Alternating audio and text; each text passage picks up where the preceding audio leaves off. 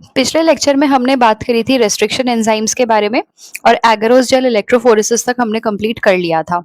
आज की क्लास में हम उसी के आगे कंटिन्यू करेंगे और क्लोनिंग वेक्टर्स के बारे में पढ़ेंगे और साथ में इन सारे टॉपिक से रिलेटेड रीसेंट ईयर्स के आए हुए कुछ पीवाईक्यूज को भी सॉल्व करेंगे। तो बिना टाइम वेस्ट किए आप अपनी एनसीईआरटी की टेक्स्ट बुक निकाल लीजिए, नोटबुक निकाल लीजिए, पेन पेंसिल हाइलाइटर जिससे भी आप मार्क करेंगे या नोट करेंगे, ये सारी चीजें लेकर के बैठिए और आज की पढ़ाई को शुरू करते हैं। देखिए यहाँ क्या लिखा है। You know that plasmids and bacteriophage have the ability to replicate within bacterial cells independent of the control of chromosomal DNA. Plasmids क्या होते हैं? जैसे मान लीजिए ये एक बैक्टीरियल सेल है। अब हर बैक्टीरियल सेल के अंदर अपना खुद का जीनोमिक डीएनए होता है। जीनोमिक डीएनए तो हर बैक्टीरियल सेल में होता ही है, लेकिन कुछ बैक्टीरिया के अंदर इस जीनोमिक डीएनए के अलावा एक एक्स्ट्रा क्रोमोसोमल डीएनए भी होता है। इसी एक्स्ट्रा क्रोमोसोमल डीएनए को बोलते हैं प्लाज्मिड और प्लाज्मिड को यूज करते हैं as a vector in cloning. तो प्लाज्मिड की एक प्रॉपर्टी होती है कि ये ऑटोनॉमसली रेप्लिकेटिंग यूनिट होते हैं। क्या होते हैं ये? ऑटोनॉमसली रेप्लिकेटिंग यूनिट, यानी कि ये खुद से रेप्लिकेट कर सकते हैं बिना जीनोमिक डीएनए की हेल्प के। और सेम प्रॉपर्टी बैक्टीरियोफाज की भी होती है। बैक्टीरियोफाज क्या होते हैं? ऐसे वायरस जो बैक्टीरिया को इन्फेक्ट करते हैं। फाज मतलब क्या होता है? फाज मतलब होता है वायरस और बैक्टीरियो मतलब बैक्टीरिया। तो वो फाज या वो वायरस जो बैक्टीरिया को इन्फेक्ट करते हैं उनको कहा जाता है बैक्टीरियोफाज। अब ये हो गया बैक्टीरियोफाज के अंदर का जेनेटिक मटेरियल, जो कि सिंगल स्ट्रैंडेड या डबल स्ट्रैंडेड डीएनए या आरएनए कुछ भी हो सकता है। और इस बैक्टीरियोफाज की भी यही प्रॉपर्टी होती है प्लाज्मिड की तरह कि वो इंडिपेंडेंटली अपना रेप्लिकेशन परफॉर्म कर सकता है within the bacterial cell. मतलब जिस बैक्टीरियल सेल को ये इन्फेक्ट करेगा उस बैक्टीरियल सेल के अंदर जाकर के ये खुद से इंडिपेंडेंटली अपने रेप्लिकेशन को परफॉर्म कर सकता है। Bacteriophages, because of their high number per cell, have very high copy numbers of their genome within the bacterial cell. अब कॉपी नंबर क्या होता है? जैसे एक बैक्टीरियल सेल के अंदर कितने नंबर ऑफ बैक्टीरियोफाज एक साथ सरवाइव कर सकते हैं या एक साथ रेप्लिकेट कर सकते हैं, वो उस बैक्टीरियोफाज का कॉपी नंबर है। सिमिलरली एक बैक्टीरियोफाज के अंदर कितने नंबर ऑफ प्लाज्मिड्स एक साथ रह सकते हैं, रेप्लिकेट कर सकते हैं, वो उस प्लाज्मिड का कॉपी नंबर होता है। तो कुछ बैक्टीरियोफाज कि बहुत ज्यादा हाई नंबर पर सेल होते हैं, मतलब एक सेल के अंदर, पर सेल मतलब एक सेल के अंदर इनके बहुत सारे नंबर्स एक साथ हो सकते हैं। सिमिलरली कुछ प्लाज्मिड्स की प्रॉपर्टी होती है कि एक सेल के अंदर एक ही रहेंगे या एक के अंदर दो प्लाज्मिड रहेंगे। वहीं पर कुछ प्लाज्मिड्स की प्रॉपर्टी होती है कि वो 15 to 100 कॉपीज पर सेल तक जा सकते हैं। तो जितनी कॉपीज इनकी होगी पर सेल, ये कहलाएगा इनका कॉपी नंबर। अगर कोई बैक्टीरियल सेल के अंदर, ये इसका जीनोमिक डीएनए, इस बैक्टीरियल सेल के अंदर मान लेते हैं कि 3 प्लाज्मिड्स है एट अ टाइम, तो ये होगा इसका कॉपी नंबर, 3 कॉपीज पर सेल। तो हम कैसे प्लाज्मिड्स को यूज करते हैं या कैसे बैक्टीरियोफाज को यूज करते हैं? जिनका कॉपी नंबर ज्यादा होता है हम उनको प्रेफर करते हैं हमारी एक्सपेरिमेंट की रिक्वायरमेंट के अकॉर्डिंग। तो their numbers can go even higher. If we are able to link an alien piece of DNA with bacteriophage or plasmid DNA, we can multiply its numbers equal to the copy number of the plasmid or bacteriophage. कहने का मतलब ये है कि हमारा जो भी gene of interest है, अगर हम उसे प्लाज्मिड के साथ जोड़ दें, लाइगेट कर दें, लिंक कर दें, या फिर बैक्टीरियोफाज के जेनेटिक मटेरियल के साथ लिंक कर दें, तो इस प्लाज्मिड का या इस बैक्टीरियोफाज का जो भी कॉपी नंबर है, हम उतने नंबर ऑफ कॉपीज अपने टारगेट जीन की भी प्रोड्यूस कर सकते हैं। क्योंकि जैसे जैसे वो प्लाज्मिड मल्टीप्लाई करेगा वैसे वैसे उसमें जुड़ा हुआ हमारा जो टारगेट पीस ऑफ डीएनए है वो भी रेप्लिकेट करते रहेगा। तो जितना नंबर होगा, कॉपी नंबर होगा उस प्लाज्मिड का या बैक्टीरियोफाज का, उतने ही नंबर में हमें हमारा टारगेट जीन भी मिल जाएगा। तो आजकल जो वेक्टर्स बनाए जाते हैं, उनको इस तरीके से बनाया जाता है कि उसमें जो भी हमारा टारगेट डीएनए है, उसको इजीली लिंक किया जा सके और जो वेक्टर है, वो हमें रिकॉम्बिनेंट्स को सिलेक्ट करने में मदद करे फ्रॉम नॉन रिकॉम्बिनेंट्स। अब ये रिकॉम्बिनेंट्स और नॉन रिकॉम्बिनेंट्स क्या होते हैं, ये हम आगे देखेंगे जब हम क्लोनिंग वेक्टर्स की प्रॉपर्टीज को पढ़ेंगे। आई होप कि ये पैराग्राफ आपको समझ में आया है और इसमें कोई प्रॉब्लम आपको नहीं है। अगर इसके बाद भी आपको कोई प्रॉब्लम है, कोई लाइन समझने में, तो आप मुझे कमेंट सेक्शन में पूछ सकते हैं। अब बात करते हैं फीचर्स ऑफ अ वेक्टर, कि एक वेक्टर को वेक्टर बने कि वो हम उसे क्लोनिंग में यूज करें, उसके अंदर ऐसी क्या प्रॉपर्टीज होनी चाहिए। तो हम बात करते हैं, अभी हमने देखा यहाँ पर लिखा हुआ है कि ये इंडिपेंडेंटली रेप्लिकेट कर सकते हैं। तो इंडिपेंडेंट रेप्लिकेशन के लिए इनके पास होना चाहिए अपना खुद का ओरिजिन ऑफ रेप्लिकेशन, यानी कि एक ऐसा सीक्वेंस, एक ऐसी जगह जहां से ये अपने रेप्लिकेशन को स्टार्ट कर सके। तो जिस जगह से रेप्लिकेशन स्टार्ट होता है, उसी को बोलते हैं ओरिजिन ऑफ रेप्लिकेशन। तो हर वेक्टर के अंदर अपना खुद का ओरिजिन ऑफ रेप्लिकेशन होना चाहिए, वरना वो इनिशिएट नहीं कर पाएगा रेप्लिकेशन। अब अगर वो खुद से रेप्लिकेट कर ही नहीं पाएगा, तो उसके कॉपी नंबर का भी हम क्या करेंगे और उसकी बाकी प्रॉपर्टीज का भी हम क्या करेंगे। तो ये जरूरी है कि हर वेक्टर के पास अपना खुद का एक ओरिजिन ऑफ रेप्लिकेशन हो। तो ओरिजिन ऑफ रेप्लिकेशन यहाँ पर एक एग्जाम्पल के तौर पे समझाने के लिए, ये है, ये जो ब्लू वाले आप देख रहे हैं, ये है पेरेंटल स्ट्रैंड और यहाँ पे है इसका ओरिजिन ऑफ रेप्लिकेशन। अगर यहाँ पर 5 प्राइम है, तो यहाँ पर पेरेंटल स्ट्रैंड में 3 प्राइम होगा और हमें पता है कि replication 5 prime to 3 prime direction में होता है। तो यहाँ से रेप्लिकेशन इनिशिएट हो जाएगा और यहाँ पर ये लीडिंग स्ट्रैंड बनेगा, क्योंकि ये डायरेक्टली सिंथेसाइज हो सकता है 5 प्राइम टू 3 प्राइम डायरेक्शन में। वहीं पर इसी ओरिजिन ऑफ रेप्लिकेशन को हम दूसरे स्ट्रैंड में चेक करते हैं। तो यहाँ पर अगर 3 प्राइम है, यहाँ पर होगा 5 प्राइम, और अगर हम देखें तो यहाँ इसका 3 प्राइम है, इसका 5 प्राइम है, ऐसे मान लेते हैं। तो यहाँ से इसका इतना बनेगा, फिर अगेन यहाँ से इतना बनेगा, फिर जैसे जैसे ये वाले यहाँ से अनवाइंडिंग होती रहेगी, ये हाइड्रोजन बॉन्ड्स टूटते रहेंगे, वैसे वैसे फिर से 5 प्राइम टू 3 प्राइम ये लैगिंग स्ट्रैंड सिंथेसिस चलती रहेगी। रेप्लिकेशन के बारे में हम दूसरे वीडियो में बात करेंगे। अभी मुद्दे की बात यह है कि हर वेक्टर के पास अपना खुद का एक ओरिजिन ऑफ रेप्लिकेशन होना चाहिए। अब देखते हैं यहाँ क्या लिखा है। यहाँ लिखा है कि origin of replication is a sequence from where replication starts and any piece of DNA when linked to this sequence can be made to replicate within the host cell. यानी कि हर वेक्टर के पास अपना एक replication start करने का sequence होना चाहिए, जिसे हम ओरिजिन ऑफ रेप्लिकेशन कहते हैं। और जब हम हमारे टारगेट पीस ऑफ डीएनए को या किसी भी पीस ऑफ डीएनए को जब हम इससे जोड़ें, तो इस सीक्वेंस के साथ साथ ये रेप्लिकेट हो जाए, मतलब हमारा जो टारगेट पीस ऑफ डीएनए है वो भी रेप्लिकेट हो जाए within the host cell. किसी भी होस्ट सेल के अंदर हमने डाला ना, हमने जो भी रिकॉम्बिनेंट डीएनए बनाया है, उसको तो हम किसी होस्ट सेल के अंदर डालते हैं और उसके बाद उसका रेप्लिकेशन करवाते हैं। तो जिस भी होस्ट सेल के अंदर ये गया है, उसके अंदर ये रेप्लिकेट करना शुरू कर देता है। This sequence is also responsible for controlling the copy number of the linked DNA.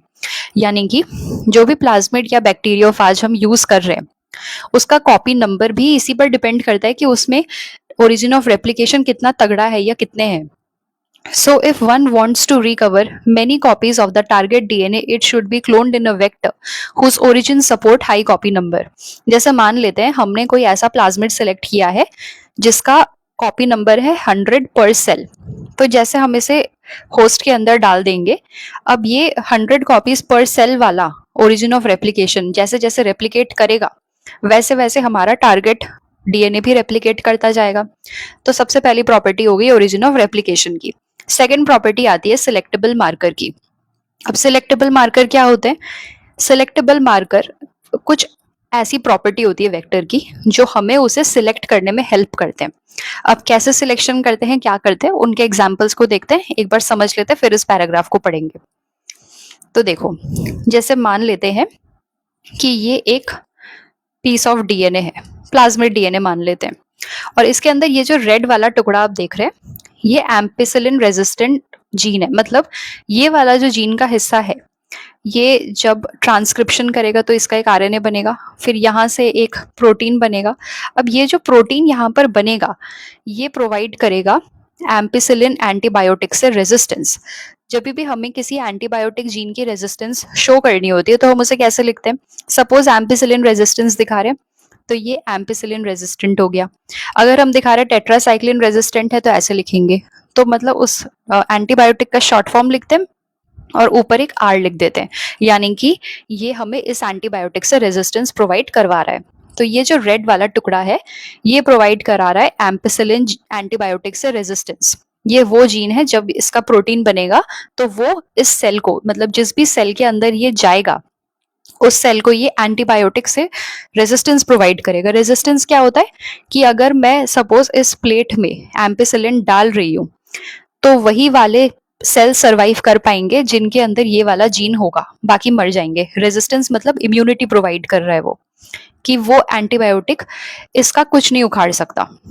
तो देखते हैं कि ट्रांसफॉर्मेशन क्या होता है। ये तो हो गया एंटीबायोटिक रेजिस्टेंस जीन। एक एग्जांपल के लिए हम मान लेते हैं कि ये कोई प्लाज्मिड है और ये जो रेड कलर का टुकड़ा आप देख रहे हैं ये एंटीबायोटिक रेजिस्टेंस जीन का टुकड़ा है जो हमने इनकॉर्पोरेट किया है।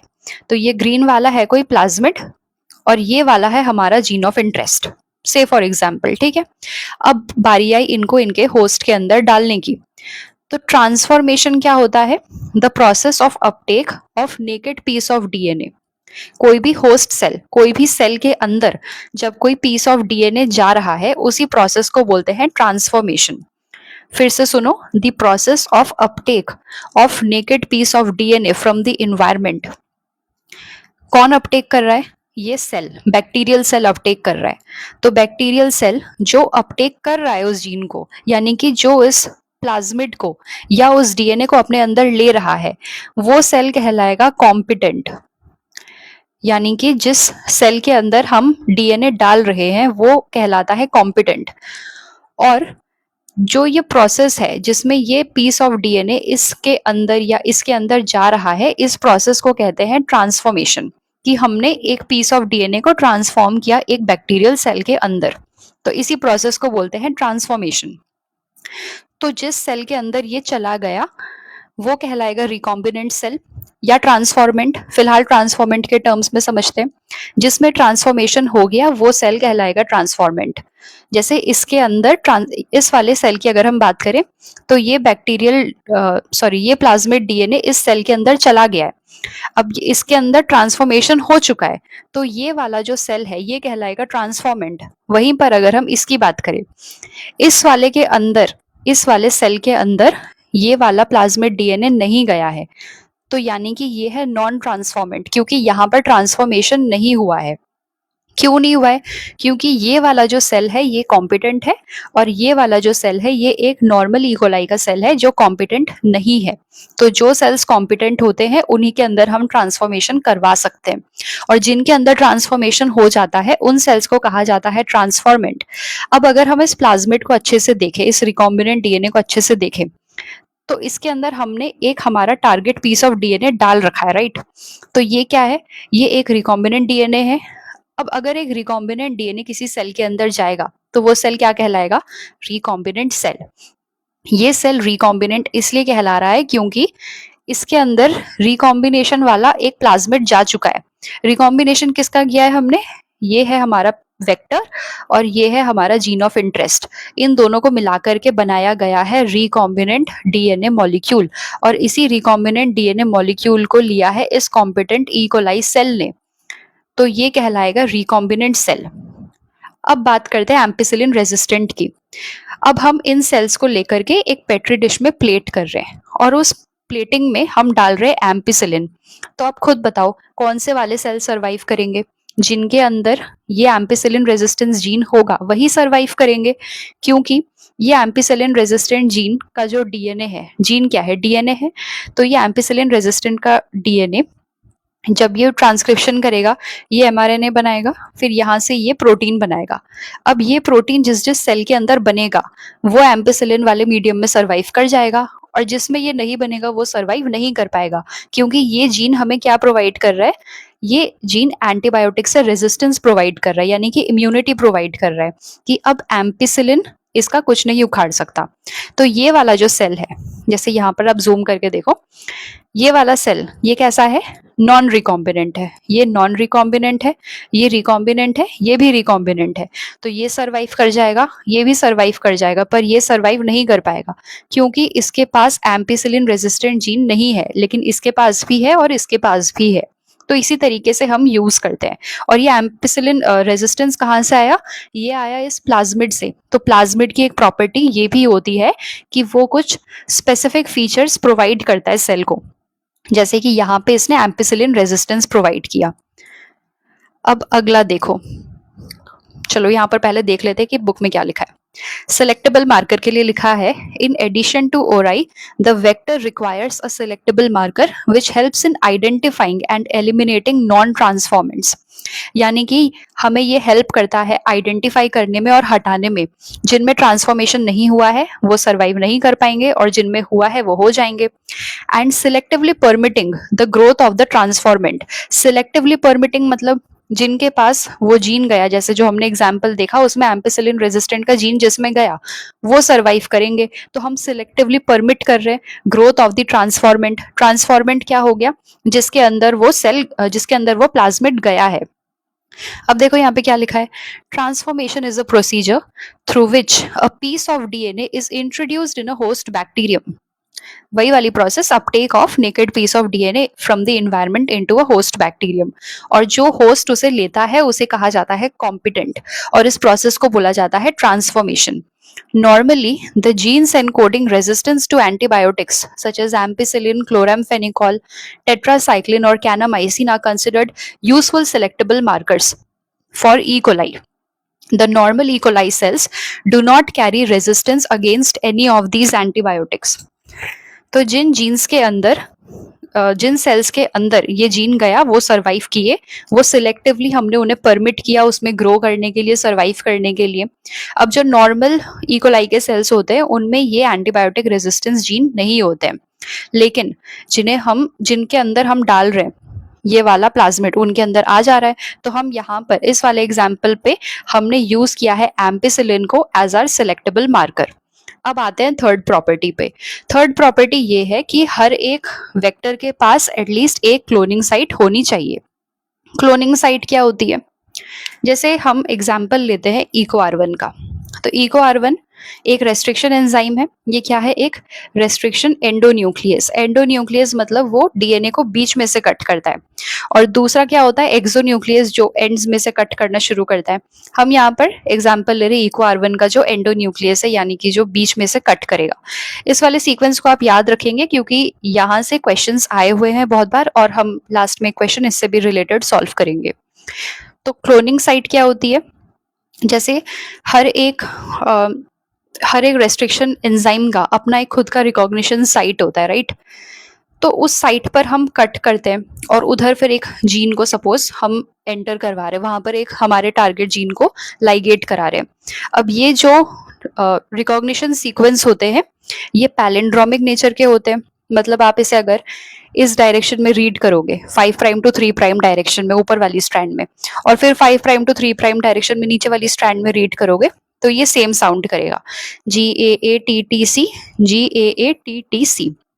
तो जैसे ये एक रेस्ट्रिक्शन साइट है, मान लेते हैं कि यहां से यहां तक EcoR1 की साइट है। अब इसके बीच में एक ब्लू कलर का जो आपको दिख रहा है वो टेट्रासाइक्लिन रेजिस्टेंट जीन है, और ये जो येलो वाला दिख रहा है ये एम्पिसिलिन रेजिस्टेंट जीन है। तो हम एक ऐसा वेक्टर डिजाइन करते हैं अपने एक्सपेरिमेंट के लिए जिसमें ये वाला जो जगह है, जो EcoR1 वाला साइट है, इसके अंदर हम डालते हैं कोई भी एंटीबायोटिक रेजिस्टेंस का जीन, और ये वाला जो है ये रेस्ट्रिक्शन साइट है। मतलब मान लेते हैं कि ये वाला पूरा है टेट्रासाइक्लिन, ये है EcoR1 का रेस्ट्रिक्शन साइट। तो यहां पर आप देखते हैं इसका फीचर क्या है। पहले एक बार देख लेते हैं ट्रांसफॉर्मेंट और रिकॉम्बिनेंट में फर्क क्या होता है। जैसे मान लेते हैं कि ये एक नॉर्मल प्लाज्मिड डीएनए जिसमें हमने कोई भी जीन इंट्रोड्यूस नहीं किया है, और ये एक रिकॉम्बिनेंट प्लाज्मिड डीएनए है जिसमें ये रेड वाला पोर्शन हमने इंट्रोड्यूस करके इसे रिकॉम्बिनेंट बना दिया है। कैसे बनाया है, पहले हमने इस सोर्स, मतलब इसका जो सोर्स है, जिस भी प्लाज्मिड से हमने इस जीन का टुकड़ा लिया है, उसको पहले हमने कुछ सेट ऑफ रेस्ट्रिक्शन एंजाइम से कट किया। सेम रेस्ट्रिक्शन एंजाइम से हमने इस ब्लैक वाले प्लाज्मिड को कट किया और फिर डीएनए लाइगेज को यूज करके हमने इन दोनों को जोड़ दिया। तो ये बन गया रिकॉम्बिनेंट प्लाज्मिड डीएनए। और ये एक नॉर्मल प्लाज्मिड डीएनए जिसमें हमने कोई भी एडिशन नहीं करी है। अब हम इनको ट्रांसफॉर्म कराएंगे इकोलाई सेल में। ये दोनों कॉम्पिटेंट इकोलाई सेल है, तो इन दोनों के अंदर ट्रांसफॉर्मेशन हो जाएगा। तो ट्रांसफॉर्मेंट तो दोनों कहलाएंगे, क्योंकि ट्रांसफॉर्मेशन दोनों में हो गया। मतलब ये वाला जीन, ये वाला जो डीएनए है ये इसके अंदर चला गया और ये वाला डीएनए इस वाले सेल के अंदर चला गया। तो ट्रांसफॉर्मेशन दोनों में हो गया, तो ये सेल भी ट्रांसफॉर्मेंट कहलाएगा और ये सेल भी ट्रांसफॉर्मेंट कहलाएगा। लेकिन क्या ये प्लाज्मिड डीएनए रिकॉम्बिनेंट था या नॉन रिकॉम्बिनेंट था? इसमें कोई भी हमने एक्स्ट्रा जीन एडिशन नहीं किया था। ये नॉर्मल है, यानी कि ये नॉन रिकॉम्बिनेंट है। ये नॉन रिकॉम्बिनेंट प्लाज्मिड डीएनए का ट्रांसफॉर्मेशन हुआ है। तो ये ऑल्दो ट्रांसफॉर्मेंट है, लेकिन ये नॉन रिकॉम्बिनेंट है। वहीं पर अगर हम इस प्लाज्मिड डीएनए को देखें तो ये रिकॉम्बिनेंट डीएनए है। यहाँ पर हमने इस वाले जीन को इंट्रोड्यूस करवा दिया है ऑलरेडी, और फिर हम इसको एंट्री करवा रहे हैं इस वाले होस्ट सेल के अंदर। तो ये ट्रांसफॉर्मेंट भी होगा, साथ में ये रिकॉम्बिनेंट भी कहलाएगा। अब आते हैं अपने इस वाले कॉन्सेप्ट पर। ये एक नॉन रिकॉम्बिनेंट प्लाज्मिड है। ये है एम्पिसिलिन रेजिस्टेंस का जीन, ये है टेट्रासाइक्लिन रेजिस्टेंस का जीन। तो इसको जब हम प्लेटिंग करेंगे किसी पेट्री डिश में, ये हमें एम्पिसिलिन से भी रेजिस्टेंस प्रोवाइड करेगा और टेट्रासाइक्लिन से भी रेजिस्टेंस प्रोवाइड करेगा। लेकिन अगर मान लेते हैं हमने इसके अंदर एक जीन ऑफ इंटरेस्ट घुसा दिया, और घुसाया कहाँ? टेट्रासाइक्लिन वाले जीन के अंदर। यानी कि ये वाला एम्पिसिलिन के साथ हमने कोई छेड़छाड़ नहीं की है। जो जीन हमें एम्पिसिलिन रेजिस्टेंस प्रोवाइड कर रहा था वो ठीक है, लेकिन जो ब्लू वाला जगह है जो हमें टेट्रासाइक्लिन रेजिस्टेंस प्रोवाइड करवा रहा था, उसके अंदर हमने हमारा जीन ऑफ इंटरेस्ट घुसा दिया है। तो अब खुद सोच के बताओ, क्या ये वाला सेल हमें टेट्रासाइक्लिन से रेजिस्टेंस प्रोवाइड करवा पाएगा? नहीं करवा पाएगा। एम्पिसिलिन से करवा देगा, लेकिन टेट्रासाइक्लिन से नहीं करवा पाएगा, क्योंकि अब ये जीन टेट्रासाइक्लिन वाला डिसरप्ट हो गया है। तो अब जो टेट्रासाइक्लिन से बचाने वाली प्रोटीन तैयार हो रही थी, अब वो तैयार नहीं होगी। तो हमें टेट्रासाइक्लिन से रेजिस्टेंस प्रोवाइड करने वाला जीन खत्म हो गया। तो अगर हम इसे प्लेटिंग करें पेट्री डिश पे, तो एम्पिसिलिन से तो ये बचा लेगा, लेकिन टेट्रासाइक्लिन में ये सरवाइव नहीं कर पाएगा। इस प्रोसेस को कहते हैं इंसर्शनल इनएक्टिवेशन, क्योंकि हमने यहाँ पर एक जीन इंसर्ट किया जिसकी वजह से ये वाला जो हिस्सा है ये इनएक्टिवेट हो गया है।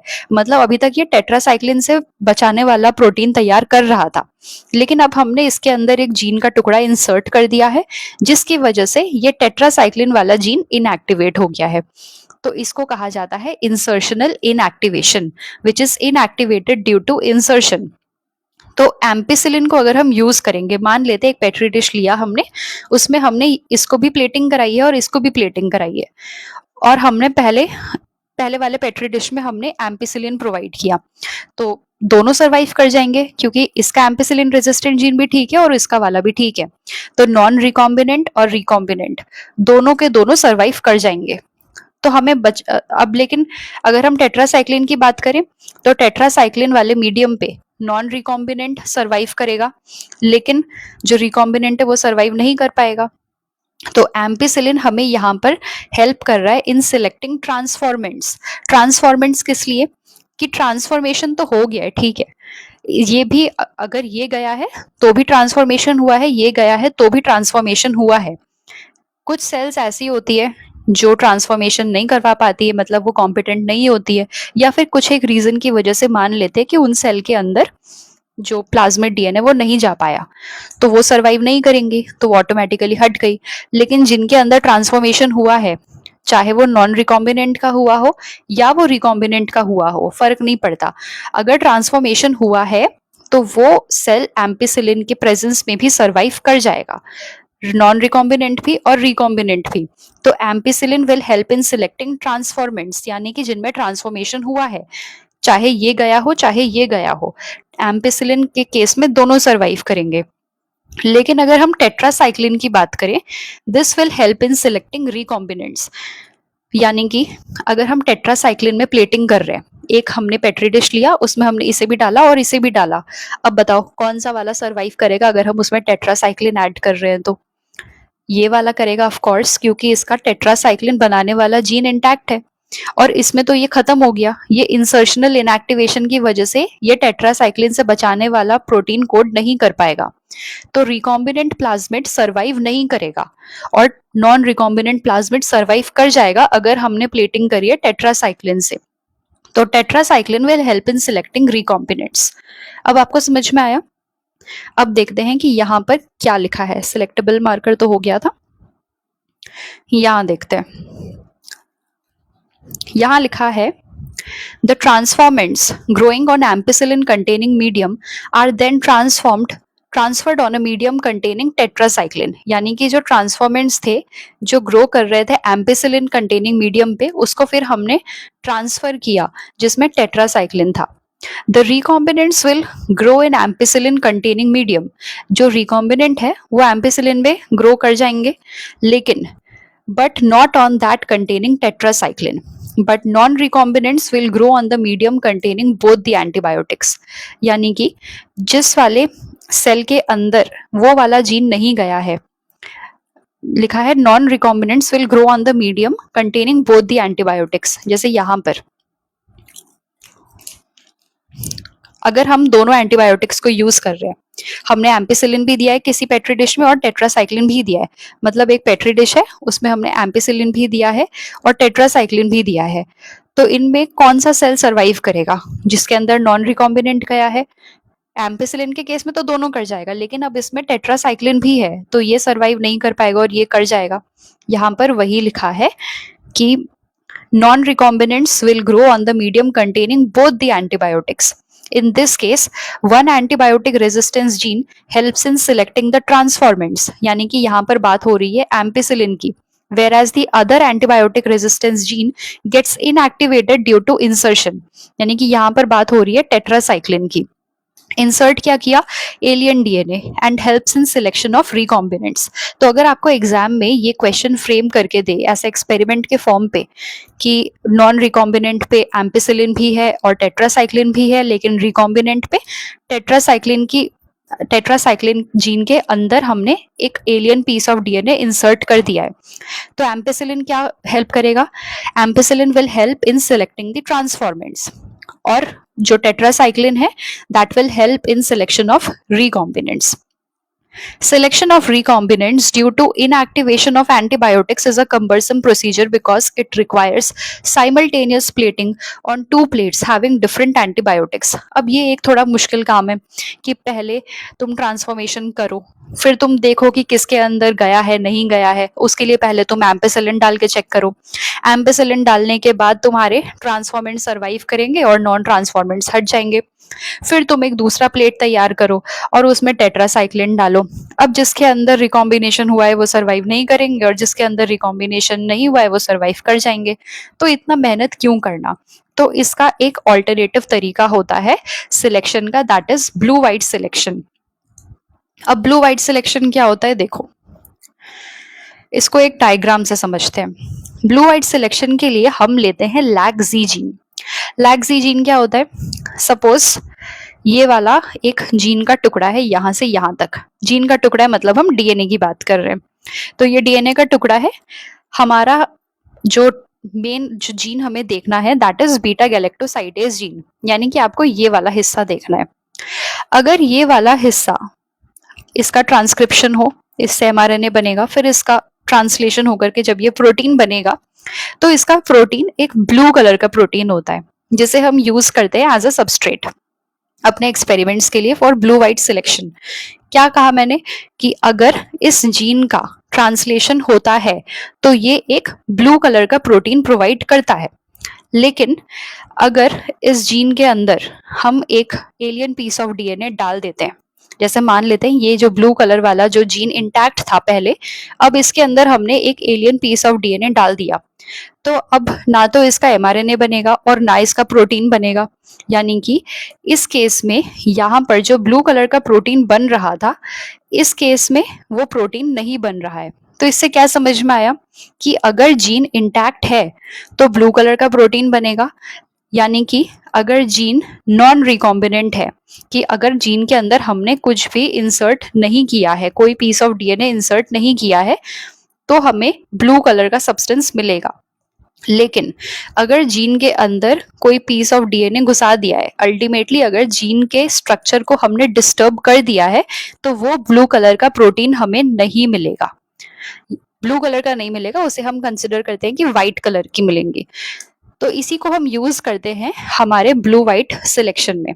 क्या होता है यहाँ पर, जैसे यहाँ देखो, ये है हमारा प्लाज्मिड वेक्टर, उसके अंदर ये है ब्लू वाली जीन जो बीटा गैलेक्टोसाइडेज जीन है, जिसकी वजह से ब्लू कलर आता है। और ये है फॉरेन डीएनए जो हम इंसर्ट करवा रहे हैं। तो अगर इस जीन के अंदर, इस ब्लू वाले जीन के अंदर ये इंसर्ट हो जाए, तो क्या हमें ब्लू कलर मिलेगा? नहीं मिलेगा, क्योंकि जो ब्लू वाला जीन ब्लू कलर दे रहा था, ब्लू कलर का प्रोटीन दे रहा था, अब वो ब्लू कलर का प्रोटीन नहीं बन रहा है, क्योंकि उसके अंदर ये रेड वाला जीन आ चुका है। तो यहाँ पर ब्लू कलर की कॉलोनीज हमें नहीं मिलेंगी, हमें व्हाइट कलर की कॉलोनीज मिलेंगी। अब सेकंड केस देखो, यहाँ पर फॉरेन डीएनए घुसा तो है, लेकिन दूसरी जगह पर घुसा है। जो ब्लू वाला जीन का हिस्सा था वो एज इट इज है, मतलब वो अभी भी ब्लू कलर का प्रोडक्ट तैयार कर सकता है। रेड वाला जीन घुसा तो है, लेकिन किसी दूसरी जगह पर घुसा है, आउटसाइड लैग्जी, इस वाले के जगह पे नहीं घुसा है, वो कहीं दूसरी जगह घुसा है। तो यहाँ पर हमें ब्लू कलर की कॉलोनीज मिलेंगी। और अगर कोई इंसर्ट हुआ ही नहीं है, मतलब अगर रेड वाला कहीं पर भी नहीं घुस पाया है, तो उस केस में भी हमें ब्लू कलर की कॉलोनीज मिलेंगी। तो इससे हमें क्या पता चलता है कि अगर रिकॉम्बिनेशन हुआ है तो ब्लू वाला हिस्सा गया, अब वो प्रोटीन नहीं बना सकता ब्लू कलर का, तो व्हाइट कलर की कॉलोनीज मिलेंगी। और अगर हमें व्हाइट कलर की कॉलोनीज मिल रही है, इसका मतलब ये हुआ कि वहां पर रिकॉम्बिनेशन हुआ है। अगर हमें ब्लू कलर की कॉलोनीज मिल रही है, मतलब रिकॉम्बिनेशन नहीं हुआ है। इसी को कहते हैं ब्लू व्हाइट स्क्रीनिंग। यानी कि अगर यहाँ पर आपको कोई भी जीन का टुकड़ा दिख रहा है, इसके अंदर नहीं है, यानी कि यहाँ पर कोई रिकॉम्बिनेशन नहीं हुआ है, no insert, non recombinant, blue colour की कॉलोनीज मिलेंगी। लेकिन अगर इंसर्ट है, अगर इसके अंदर इंसर्ट हुआ है हमारा जीन, तो ये ब्लू वाला जो हिस्सा था, जो ब्लू कलर का प्रोटीन बना रहा था, अब वो नहीं बना पाएगा, यानी कि रिकॉम्बिनेशन हुआ है। अब रिकॉम्बिनेशन हुआ है तो यहाँ पर ब्लू कलर की कॉलोनीज फॉर्म नहीं होंगी, यानी कि इसके अंदर इंसर्ट प्रेजेंट है। अब देखो यहाँ पर क्या लिखा है, alternative selectable markers have been developed which differentiate recombinants from non-recombinants on the basis of their ability to produce color, on the basis of their ability to produce color in the presence of a chromogenic substrate. chromogenic substrate मतलब जो colour provide करे, जैसे इस case में blue colour provide कर रहे हैं। In this, a recombinant DNA is inserted within the coding sequence के अंदर insert कर रहे हैं of the enzyme beta galactosidase. This results into inactivation of the gene for synthesis of this enzyme. यानी कि जो piece of DNA insert किया गया, उसकी वजह से ब्लू कलर का substrate नहीं बन रहा, तो बीटा गैलेक्टोसाइडेज जीन का insertional inactivation हो गया। The presence of a chromogenic substrate gives blue colored colonies if the plasmid in the bacteria does not have an insert. ये बहुत इंपॉर्टेंट लाइन है, इसे आप मार्क कर लीजिए, इससे एक क्वेश्चन भी आया है जो भी हम सॉल्व करेंगे। ठीक है, presence of insert results into insertional inactivation of the beta galactosidase gene and the colonies do not produce any color. These are identified as recombinant colonies, यानी कि जिसमें कोई कलर प्रोड्यूस नहीं हुआ। जो व्हाइट कलर की कॉलोनीज है वो बताती हैं कि कॉलोनीज रिकॉम्बिनेंट है, यानी कि रिकॉम्बिनेशन हुआ है। अगर आपको समझ में आया ये ब्लू व्हाइट स्क्रीनिंग, तो इस क्वेश्चन को सॉल्व करने की कोशिश करो। नीट 2025 का ही है। जो भी कहानी अभी मैंने आपको बताई कि ब्लू कलर कब आएगा, व्हाइट कलर कब आएगा, वो यहाँ पर लिखा हुआ है, इसे आप पढ़ लेना। अब यहाँ पर आपको दो स्टेटमेंट्स दिए, आपको बताना है कि इसमें से ये सही है कि नहीं है। फर्स्ट स्टेटमेंट में लिखा है the blue coloured colonies have DNA insert in the plasmid and they are identified as recombinant colonies. क्या ये स्टेटमेंट सही है? अगर ब्लू कलर की कॉलोनीज है तो क्या उनमें डीएनए इंसर्ट है, और क्या उन्हें हम रिकॉम्बिनेंट कह सकते हैं? नहीं कह सकते। अभी अभी हम देख करके आए हैं कि अगर हमें ब्लू कलर मिल रहा है यानी कि इसमें इंसर्ट प्रेजेंट नहीं है और ये नॉन रिकॉम्बिनेंट है, ना कि रिकॉम्बिनेंट। तो फर्स्ट वाला स्टेटमेंट तो गलत है। सेकंड स्टेटमेंट में लिखा है the colonies without the blue colour, यानी कि विदाउट द ब्लू कलर मतलब क्या, जो व्हाइट कॉलोनीज है वो। So the colonies without the blue color have DNA insert in the plasmid and are identified as recombinant colonies. तो ये statement correct है। Statement 1 is incorrect and statement 2 is correct. तो option B will be the correct answer. अच्छा, अब इस वाले question को भी देखो। Which of the following enzymes are not essential for gene cloning. Gene cloning के लिए कौन से एंजाइम की रिक्वायरमेंट नहीं है। तो हमने फर्स्ट लेक्चर में ही बात करी थी कि रेस्ट्रिक्शन एंजाइम जरूरी होते हैं, लाइगेज जरूरी होता है और पॉलीमरेज रिक्वायर्ड है। म्यूटेज और रिकॉम्बिनेज का यूज तो हमने अभी तक कहीं पर भी नहीं देखा। तो क्लोनिंग के लिए हमें म्यूटेज भी नहीं चाहिए और रिकॉम्बिनेज भी नहीं चाहिए। तो क्वेश्चन में क्या बोला है, चूज द करेक्ट आंसर, और यहाँ पर बोला है नॉट एसेंशियल, तो हमें सी भी नहीं चाहिए और डी भी नहीं चाहिए। तो इसका आंसर होगा third option, C and D only. अब एगरोस जेल इलेक्ट्रोफोरेसिस से भी एक क्वेश्चन सॉल्व कर लेते हैं। एगरोस जेल इलेक्ट्रोफोरेसिस से रिलेटेड आपको दो स्टेटमेंट्स दिए और आपको बताना है कि इनमें से कौन से करेक्ट है कौन से इनकरेक्ट है। फर्स्ट स्टेटमेंट में बोला है the DNA fragment extracted from gel electrophoresis can be used in construction of recombinant DNA. बिल्कुल सही बात है। जो भी पीस ऑफ डीएनए हम यहाँ से एक्सट्रैक्ट कर सकते हैं, सपोज हमें ये वाला टुकड़ा चाहिए तो इसे एक्सट्रैक्ट करके, इसको इल्यूट करके, इसको प्यूरिफाई करके हम रिकॉम्बिनेशन के लिए यूज कर सकते हैं, रिकॉम्बिनेंट डीएनए बनाने के लिए यूज कर सकते हैं। तो फर्स्ट स्टेटमेंट करेक्ट है। सेकंड लिखा है smaller size DNA fragments are observed near anode while larger fragments are found near the wells in an agarose gel। तो ये स्टेटमेंट भी करेक्ट है क्योंकि एगरोस जेल इलेक्ट्रोफोरेसिस में हमने पढ़ा था कि जितना छोटा फ्रैगमेंट ऑफ डीएनए होगा वो उतना दूर मूव करेगा।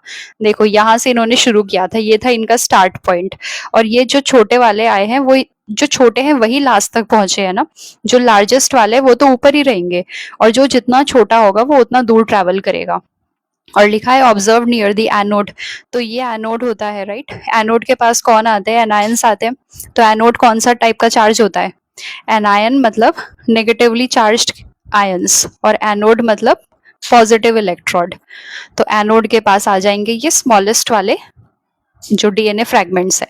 तो इस केस में दोनों स्टेटमेंट 1 और 2 दोनों करेक्ट है। Both statement 1 and 2 are incorrect, third option. Next question देखो, ये भी जेल इलेक्ट्रोफोरेसिस से आया है। हमें यहाँ पर बताना है कि इनमें से इनकरेक्ट स्टेटमेंट कौन सा है, यानी कि कौन सा स्टेटमेंट गलत है।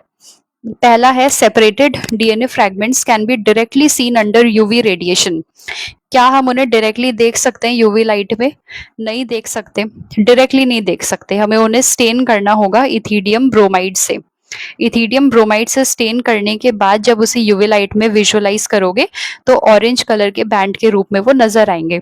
तो डायरेक्टली नहीं देख सकते, इथीडियम ब्रोमाइड के हेल्प से देख सकते हो, उससे स्टेन करके। सेकेंड दिया है separated DNA can be extracted from gel piece, ये सही है। Fragment of DNA move towards anode, ये भी सही है। Sieving effect of agarose gel helps in separation of DNA fragments, ये भी सही है। तो इसका करेक्ट आंसर होगा ऑप्शन नंबर ए, क्योंकि ये स्टेटमेंट गलत है। अच्छा, एक और क्वेश्चन पिछले क्लास से रिलेटेड है ये। Recombinant DNA molecule can be created normally by cutting the vector DNA and source DNA respectively with. ये बोल रहे हैं कि अगर हमें रिकॉम्बिनेंट डीएनए मॉलिक्यूल बनाना है, रिकॉम्बिनेंट डीएनए मॉलिक्यूल में हम क्या करते हैं, एक हमारा प्लाज्मिड डीएनए होता है और उसी के बीच में हमारा टारगेट पीस ऑफ डीएनए हम इंसर्ट करते हैं।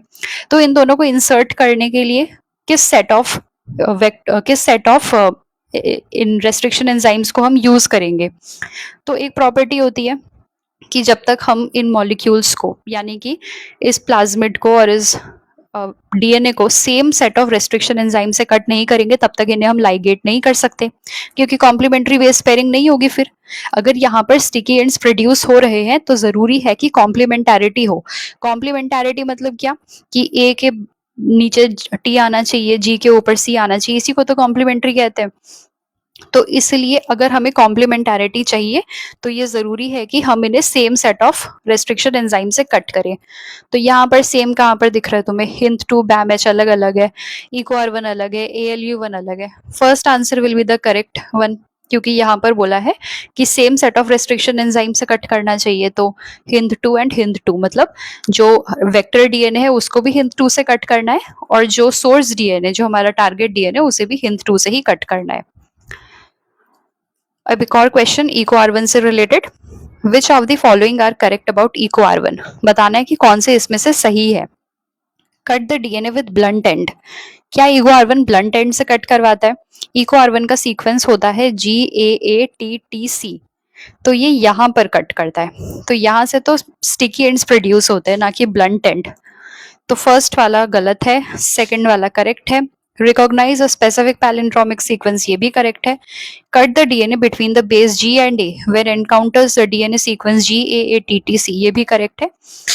एक्सोन्यूक्लियस नहीं, एक्सोन्यूक्लियस नहीं होता, एंडोन्यूक्लियस होता है, डीएनए को बीच में से कट करता है ना कि एंड में से। तो यहाँ पर पूछा है कि करेक्ट कौन से B C D, ये तीनों करेक्ट है, तो BCD ओनली। एक और क्वेश्चन देखो, Hint 2 always cuts DNA molecule at a particular point called recognition sequence and it consists of, तो NCERT खोलो, जो पहला वाला इंट्रोडक्शन वाला ही पोर्शन है शायद, जहां पर रेस्ट्रिक्शन एंजाइम्स की बात करिए, वहां पर दिया हुआ है कि Hint 2 always cuts DNA molecules at a particular point by recognizing a specific sequence of 6 base pairs, यानी कि इसका जो रिकॉग्निशन सीक्वेंस है वो 6 बेस पेयर का बना हुआ है। तो इसका आंसर होगा ऑप्शन नंबर बी। अब जो लास्ट प्रॉपर्टी है वेक्टर्स की, इसको पढ़ के हम इस वीडियो को खत्म करेंगे, इसके रिलेटेड एक क्वेश्चन करेंगे और फिर इस वीडियो को खत्म करेंगे। कुछ ऐसा खास इसमें लिखा नहीं है, जो खास लिखा है उसे चलो हाईलाइट कर लेते हैं। लिखा है vectors for cloning genes in plants and animals. अभी तक हमने पढ़ा था कि बैक्टीरिया के अंदर यानी कि प्रोकैरियोट्स के अंदर किस तरीके से ट्रांसफॉर्मेशन या क्लोनिंग वगैरह करते हैं, लेकिन अगर हमें सेम चीज यूकैरियोट्स में परफॉर्म करना है, मान लो हमें प्लांट सेल के अंदर या एनिमल सेल के अंदर हमें किसी जीन को क्लोन करवाना है, तो उस केस में हम क्या करेंगे? तो यहाँ पर लिखा है, You may be surprised to know that we have learned the lesson of transferring genes into plants and animals from bacteria and viruses, which have known this for ages, how to deliver genes to transform eukaryotic cells and force them to do what the bacteria or viruses want. For example, plants के case में आप याद रखेंगे Agrobacterium tumefaciens. A pathogen of several dicot plants is able to deliver a piece of DNA known as tDNA to transform normal plant cells into a tumor and direct these tumor cells to produce the chemicals required by the pathogen. क्या कह रहे हैं ये? Agrobacterium tumefaciens की बात कर रहे हैं। ये इन्फेक्ट करता है प्लांट्स को। कैसे करता है, चलो एक ओवरव्यू देख लेते हैं। पूरा नहीं देखना है आपको, सब कुछ नहीं देखना है, जो दिखा रही हूँ वो देखना है। तो एग्रोबैक्टीरियम अगर किसी प्लांट को इन्फेक्ट करते हैं तो वो इस टाइप का एक ट्यूमर फॉर्म करते हैं। अब ट्यूमर सेल्स की क्या प्रॉपर्टी होती है कि वो जिसके अंदर गए हैं, सपोज जो ट्यूमर सेल्स इसके अंदर गए हैं इस प्लांट के अंदर, तो ये इसकी मशीनरी को यूज करके अपने फायदे का प्रोटीन बनाएंगे। जैसा कैंसर सेल्स के केस में होता है कि हमारे सेल्स को इन्फेक्ट करते हैं और फिर हमारी मशीनरी को खराब करके खुद अनडिफरेंशिएटेड वे में, एक अनरेगुलेटेड वे में सेल प्रोलिफरेशन करते रहते हैं। तो जितने भी ट्यूमर सेल्स हैं उनकी यही कहानी है। तो एग्रोबैक्टीरियम ओरिजिनली किसी प्लांट में इसी तरीके से ट्यूमर फॉर्म करता है, क्राउन गॉल डिजीज फॉर्म करता है, लेकिन इसे हम यूज कर रहे हैं अपने फायदे के लिए। कैसे कर रहे हैं कि ये जो एग्रोबैक्टीरियम होता है ना, ये देखो जूम करके दिखाती हूँ, ये एग्रोबैक्टीरियम का सेल है, इसके अंदर इसका जीनोमिक डीएनए। एग्रोबैक्टीरियम क्या है? एक बैक्टीरिया है। अब बैक्टीरिया के पास मैंने बोला था कि कुछ बैक्टीरिया के पास अपने जीनोमिक डीएनए के अलावा एक प्लाज्मिड डीएनए भी होता है। तो इसके पास जो प्लाज्मिड होता है उसका नाम होता है टीआई प्लाज्मिड। टीआई का मतलब होता है ट्यूमर इंड्यूसिंग प्लाज्मिड, जो ट्यूमर को इंड्यूस कर सके यानी कि ट्यूमर को बना सके। तो इस पे क्वेश्चन भी आया हुआ है। टीआई का मतलब होता है ट्यूमर इंड्यूसिंग प्लाज्मिड। तो इसके पास एक जगह होती है जिसको बोला जाता है टीडीएनए। इस टीडीएनए में हम हमारा जीन ऑफ इंटरेस्ट इंसर्ट करते हैं। अब जैसे ही हमने इसको इंसर्ट किया तो ये क्या बन गया? रिकॉम्बिनेंट प्लाज्मिड बन गया। उसके बाद अगले स्टेप में क्या होता है, हमें इसे किसी कॉम्पिटेंट सेल के अंदर घुसाना होता है। तो इस रिकॉम्बिनेंट प्लाज्मिड को हमने घुसा दिया किसी एक सेल के अंदर, यानी कि हमने क्या करवा दिया, यहाँ पर ट्रांसफॉर्मेशन करवा दिया। इस रिकॉम्बिनेंट प्लाज्मिड का ट्रांसफॉर्मेशन करवा दिया। फिर इसको कल्चर करवाएंगे। कल्चर कराने के बाद जिस भी प्लांट में हमें इसे इन्फेक्ट कराना है, एक इंजेक्शन यूज करके उस प्लांट के अंदर इसको इन्फेक्ट करा देंगे। और फिर जो प्लांट तैयार होगा वो हमने जो जीन इसके अंदर डाला है उसके अकॉर्डिंग वो ट्रेट या उसके अकॉर्डिंग वो फीचर्स डेवलप करके हमें शो करवाएगा। अब देखते हैं यहाँ पर क्या होता है। इतना कुछ आपको याद नहीं रखना है, आपको सिर्फ इतना याद रखना है कि एग्रोबैक्टीरियम ट्यूमिफेशियंस हम यूज करते हैं प्लांट्स के केस में। उसके पास एक टीडीएनए होता है, टीडीएनए पार्ट होता है टीआई प्लाज्मिड का, टीआई प्लाज्मिड होता है ट्यूमर इंड्यूसिंग प्लाज्मिड। ये होता है एग्रोबैक्टीरियम ट्यूमिफेशियंस का। अब हमने मॉडिफिकेशन क्या किया इसमें, इसमें हमने किया कि जैसे जिस तरीके से ये हमारे अंदर अटैक कर रहा था, यानी कि इसकी इन्फेक्ट करने की प्रॉपर्टी या इसकी विरुलेंस प्रॉपर्टी जिससे ये हमें नुकसान पहुंचा रहा था, हमने इसके वही हथियार छीन लिए। मतलब जिन हाथ से ये हमें मार के बीमार कर रहा था या जिन हाथ से ये मार के प्लांट्स को बीमार कर रहा था, उसके उन्हीं हाथों को काट दिया गया, यानी कि उसे डिसआर्म कर दिया गया। तो यहाँ पर हम यूज कर रहे डिसआर्म्ड वेक्टर्स को। तो यहाँ पर क्या हुआ, कहाँ तक पढ़ा था हमने? सिमिलरली ये तो प्लांट्स का हो गया। अब अगर एनिमल्स की बात करें, similarly retroviruses in animals have the ability to transform normal cells into cancerous cells. हमें पता है रेट्रोवायरसेस हमारे अंदर कैंसर कॉज करते हैं। A better understanding of the art of delivering genes by pathogens in the eukaryotic host has generated knowledge to transform these tools of pathogens into useful vectors for delivering genes of interest to humans. Tumour inducing की बात हमने कर ली है। अब बात करते हैं retroviruses की। Retroviruses have also been disarmed and are now used to deliver desirable genes into animal cells. तो प्लांट्स के केस में यूज करते हैं एग्रोबैक्टीरियम ट्यूमिफेशियंस, और एनिमल्स के केस में आपको याद रखना है कि हम रेट्रोवायरसेस को यूज करते हैं। So once a gene or a DNA fragment has been ligated into a suitable vector, it is transferred into a bacterial, plant or animal host where it multiplies. तो ये हो गई क्लोनिंग वेक्टर के बारे में सारी बातें। अब इस थर्ड प्रॉपर्टी से रिलेटेड एक दो क्वेश्चन देखो और आज की वीडियो को खत्म करते हैं। क्वेश्चन है the TI plasmid of agrobacterium tumefaciens stands for. TI plasmid अभी हमने बताया था कि क्या होता है, tumour inducing plasmid. Next question देखो, यहाँ पर आपको मैच करना है कि कौन सा क्या होता है। कैनामाइसिन क्या होता है? एक एंटीबायोटिक होता है जिसे हम यूज करते हैं एज अ सिलेक्टेबल मार्कर, तो ए का हो जाएगा 2। क्ला1 होता है एक रेस्ट्रिक्शन साइट जो प्रेजेंट होता है PBR 322 में। इसके बारे में हम अगली वीडियो में बात कर लेंगे क्योंकि ये वीडियो ऑलरेडी बहुत लंबा हो गया है। अब आपने ये सारी प्रॉपर्टीज जब पढ़ ली है क्लोनिंग वेक्टर के बारे में, तो PBR 322 समझने में आपको बिल्कुल भी प्रॉब्लम नहीं होगा। थर्ड दिया है डिसआर्म्ड रेट्रोवायरसेस, अभी हमने पढ़ा delivers genes into animal cells, retrovirus animal cell से याद रखेंगे तो सी का 1 हो जाएगा।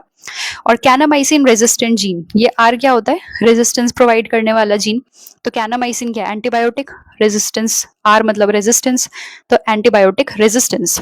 तो ए का हो जाएगा 2, बी का हो जाएगा 3, सी का हो जाएगा 1 और डी का हो जाएगा 4। कहाँ है ये? A2 B3 C1 D4, first option ही है। तो इसका करेक्ट आंसर हो जाएगा फर्स्ट ऑप्शन। आज की क्लास के लिए इतना ही। उम्मीद करती हूँ कि आपको आज की क्लास पसंद आई होगी। मिलते हैं अगली क्लास में PBR 322 के साथ, या फिर जो भी टॉपिक आप लोग मुझे कमेंट सेक्शन में बताओगे हम वो कर लेंगे। मिलते हैं फिर अगली वीडियो में। बाय।